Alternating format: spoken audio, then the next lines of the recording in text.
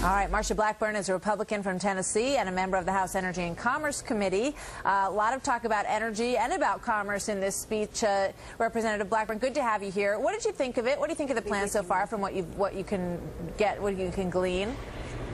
Well, Martha, I tell you, I think that what you're hearing from a lot of members of Congress from both sides of the aisle is that this is a plan that is very short on specifics.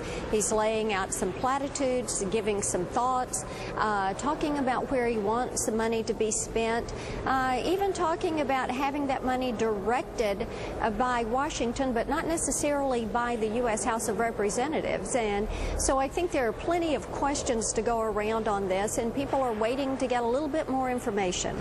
And you know, when you push for that information, what are you getting back? You know, in terms of, because I would agree with you to a great extent in that we heard about energy, we heard about medical computer systems being updated, we heard about education and being more competitive with kids in Beijing, but not about how all of this will be meted out, you know, and what the process is for putting that stimulus into all of these different businesses.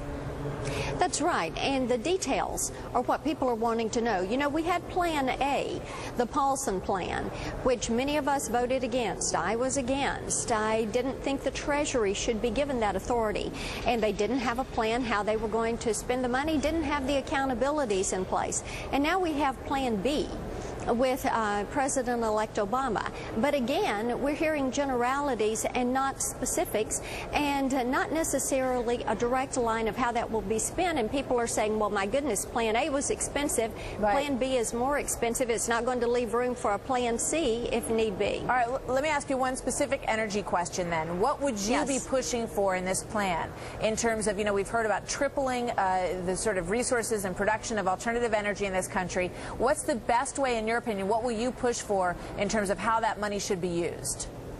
The best way to achieve a lot of the goals, whether it's in energy or other portions, is through tax credits. You know, there's a philosophical difference as we approach this. You have those on the left that want to pick winners and losers and feel like that the money is government's money to decide how to spend. And there are some of us on the right who feel like we should not be picking winners and losers. We need all of the above, but we need to go through a process of tax credits and make certain that we are creating the environment for jobs growth and for innovation and R&D to take place. Good. Representative Blackburn, thank you very much. Always good to talk to you. Thank you, Martha. Good to be with you.